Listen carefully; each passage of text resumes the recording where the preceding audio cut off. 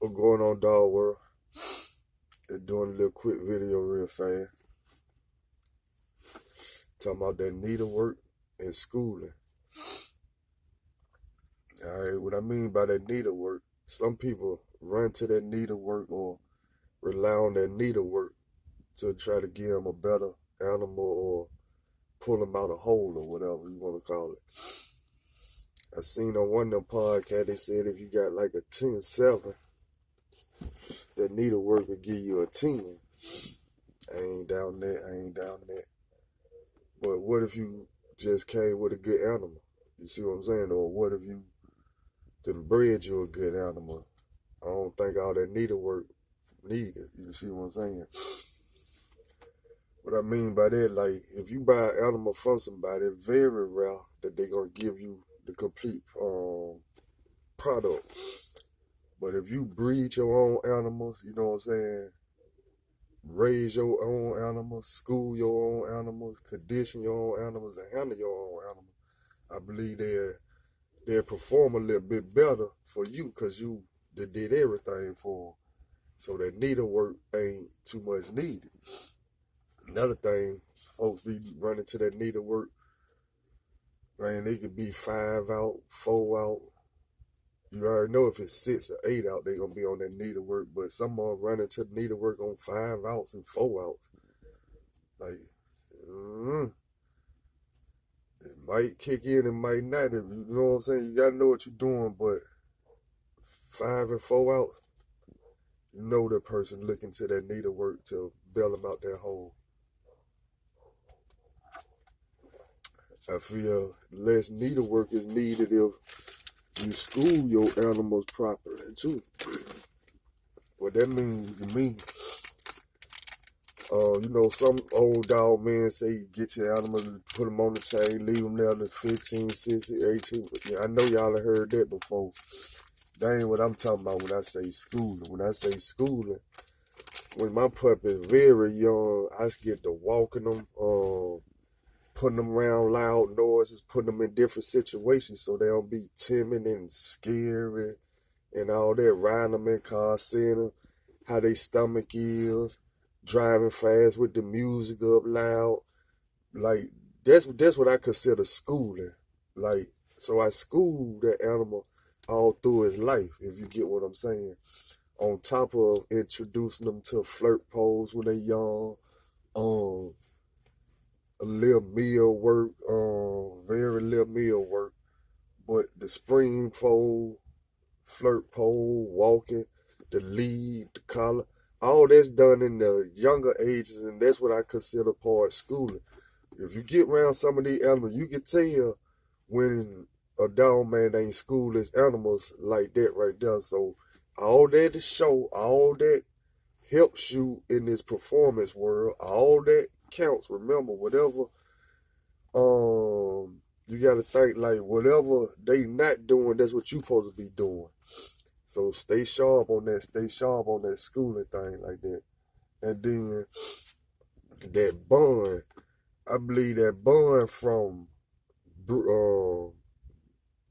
we all know you gotta buy an animal first to start it off. But that bond from purchasing that animal, seeing that animal schooled out, knowing it's a good animal, then breeding that animal, they raising the puppies, and then you see your product put together and it's good. That bond right there is like no other because it's your animal that you bred. And once y'all get to that level, you understand what I'm talking about. That animal there is going to perform, if it's a good one, and you did your right crosses or whatever you want to do with your 3, 4s and all, once you see that right there, that animal there going, all you gotta do that schooling process. Like I said, everybody got different schooling methods. Everybody got different conditioning methods, all types of stuff. And remember, I'm not knocking the needle.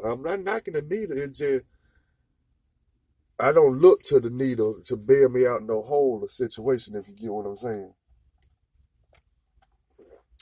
See, we'll do a pre-keep on top of a pre-keep and on top of a pre-keep round this motherfucker, for real, for real. I always stay ready. That's what I'm trying to say. I always stay ready. So, you know what I'm saying? So I'm always been a fit person. I always been into the sports and then military. So I always been fit. And I know the power of staying fit. So that's pretty much how I keep my animals.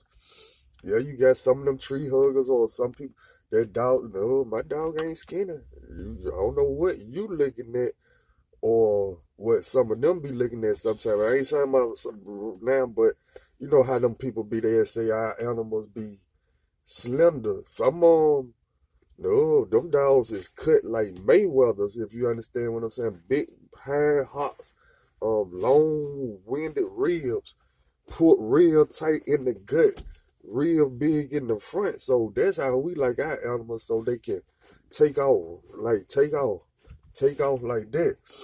So you can't be fat and do all that.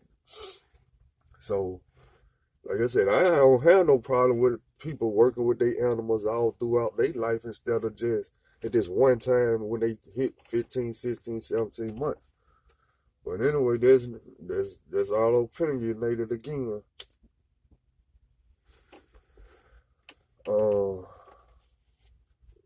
Another thing, y'all know in them chat and them podcast, you gotta admit, some people just love to argue, some people just love to hear themselves talk and all that type of stuff. Ain't nothing wrong with it. It's entertainment. It take up time. It make the day go by faster, but I'm just be shaking my head again. Stop trying to reinvent the wheel. Stop trying to make something that it ain't. I'm going to tell y'all bloodline. Look up the old Peterbilt bloodline. They said it was good back in the day, but it got faded out. That's what's going on with some of them bloodlines. They was good, but they faded out. Not saying they was not here. Not saying they was here, but bloodlines do fade out. So that's the only thing I'm going to say on that subject there. But remember, don't just run to that needlework. You know what I'm saying? Shit, get you a good dog. Breed you a good dog. That's how you going to get the good dog, for real, for real. Breed you a good dog. Don't focus on buying you a good dog. Focus on breeding you a good dog.